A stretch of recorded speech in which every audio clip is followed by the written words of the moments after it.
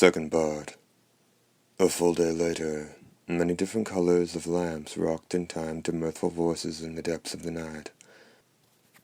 The music of a fairly accomplished band was overlaid with the singing of rustic men and women. This was Lawless Years, an entertainment district out in the wilderness. Even on the frontier, densely populated areas were favored as more comfortable environs, the exception being towns that were constructed in mobile locations, as the pieces of movable property were known. But out in the wasteland where not so much as a tree or blade of grass grew, the eyes of many far-ranging travelers would pop at suddenly spotting an entertainment district there, strung with endless lights and bathed in music.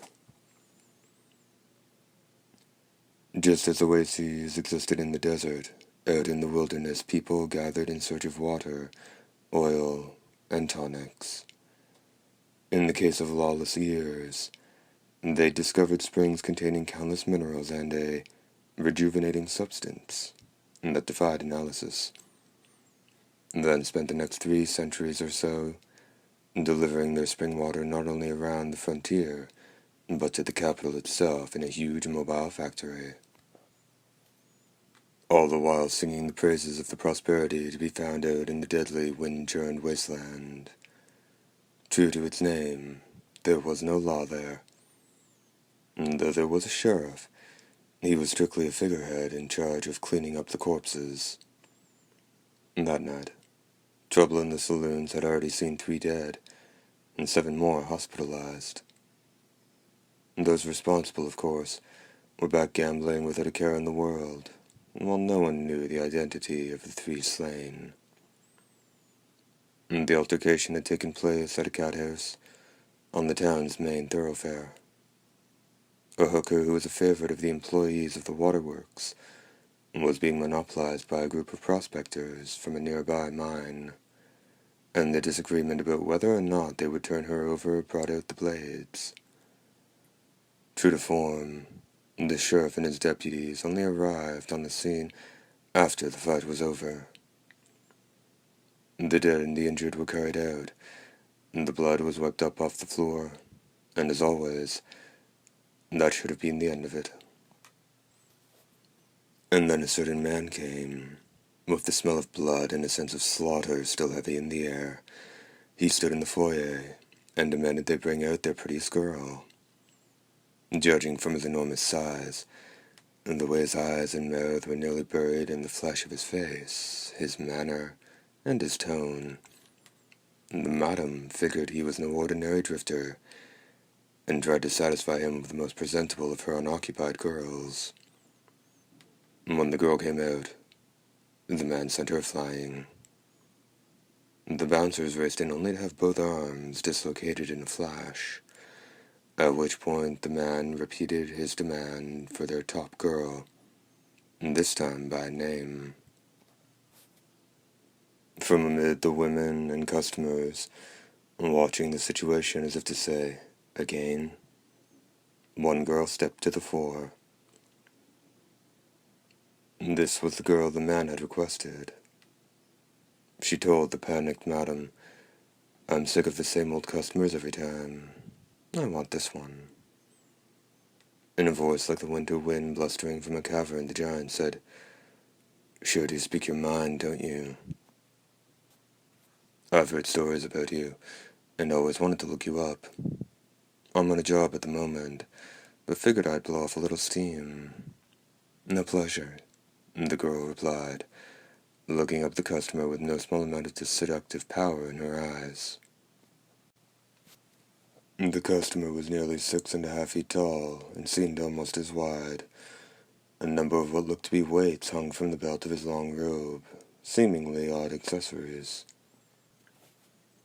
That night, the cat house was apparently a magnet for trouble. As the pair was about to go upstairs, the miners who prevailed in the earlier brawl surrounded them. They had been the girl's customers that night. As the men suggested they take it out back, their eyes were already bloodshot. The customer was going to step out alone, but the girl said, Okay, and clung to his arm. On glimpsing the peaceful expression on the beautiful face beneath her heavy makeup, anyone would have become obsessed with a certain notion. And though the madam screamed and shouted, it did nothing to change the situation, and the pair, and 10 thugs, started to leave the establishment. Suddenly the giant halted and asked, "Missy, you want to see this cat house knocked flat?" The girl smiled thinly. "Sure, that'd be great."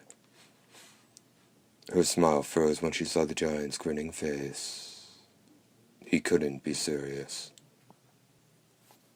"My name's Quake Resden. Remember it?" In saying that, the giant looked around at the miners. The moonlight gave a vicious gleam to the steel blades. Long swords, scythes, machetes, and javelins. Their weapons certainly had variety to them. "Hop on my back," Resden told the girl, raising his right leg up by his side.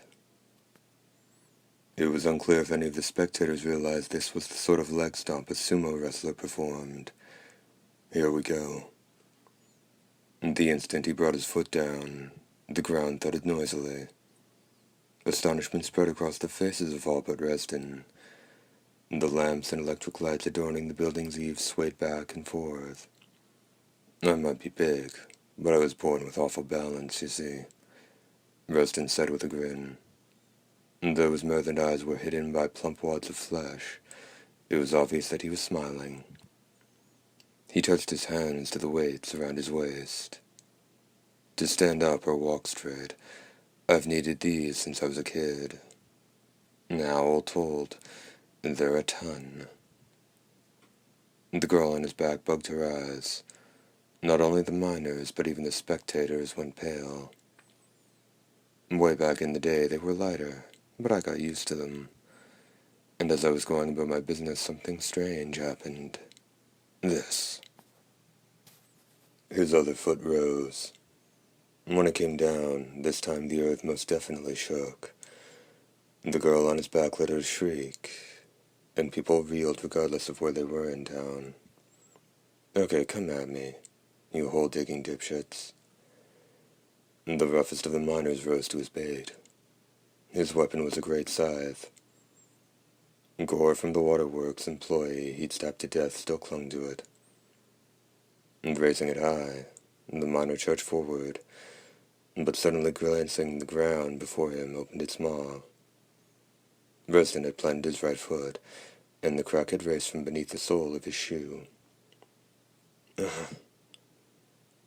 Sunk waist deep, the miner planted his hands on either side of the split and tried to pull himself back out. Resden raised one leg. "Don't do it." To the accompaniment of the miner's cries, the crack closed. The miner's upper body toppled backward to face the sky, fresh blood gushing from his nose and mouth. "Bad news, we've had a casualty. And when that happens, the aftershocks continue for a while." Resden gave them a smile with those indiscernible eyes and lips, and his words must have had a disturbing ring to them, because the rest of the miners then screamed and turned their backs to him. Before they'd gone 3 paces, the madly shaking ground threw the men like a bucking horse, and the deadly mouths that snarled open and swallowed them. Desperately reaching out for life, several of the men's hands were left sticking from the cracks, when they brutally closed. People frozen in shock from witnessing these horrible deaths couldn't help feeling like they were bound to the victims by invisible chains. Once again the giant did a sumo foot stomp, and a fierce tremor assailed the town. Buildings crumbled like papier-mâché. The first to go was the cat house. The customers and girls inside were ruthlessly dispatched by the crushing weight of the beams and roof. The only one able to frame her thoughts was the girl on Resden's back. "Stop it, stop it." "What are you crying about?" asked the man. "I squashed the place you hated, and the madam." Now let's go somewhere and have ourselves some fun. How on earth could I do that? Quit it already. Are you out to ruin the town? Even the factories? Yeah.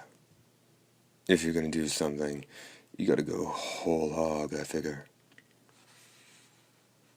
For him, this destruction might merely have been an opportunity to display his power, because he continued striking his limbs against the ground. And in less than 2 minutes, Lawless Years' 3 centuries of history were reduced to rubble. What do you say? Feels good, right? Resden said boastfully.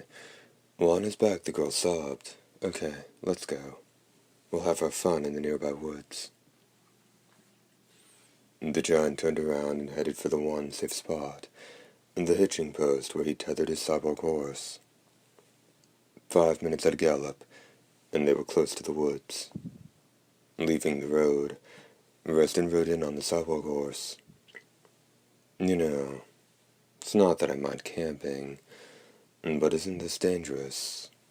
The girl inquired, being well aware of how terrible a forest could be by night. Lands of trees and vines, where man-eating plants were commonplace, and supernatural beasts and monsters roamed. They were ominous places where humans feared to tread. Actually, it does run contrary to my nature. See, it really reduces the effectiveness of my power. But if I'm gonna have some fun with you, I think doing it on a bit of grass would be better. I may not look it, but I'm real big on chivalry. Thanks, the girl said, shrugging her shoulders. To be sure, it was thanks to this man that she'd escaped that hellish cathouse. She'd witnessed his terrible power with her own eyes. However, now that she was free, she found the man's ultra-violent actions, and the fact that his conscience allowed him to commit them so impassively a disturbing thought. In short, he was now a hindrance. Soon after entering the woods, Resden found a clearing and dismounted. The girl followed his lead. I'm cold, she said, pulling close the front of the coat Resden had loaned her.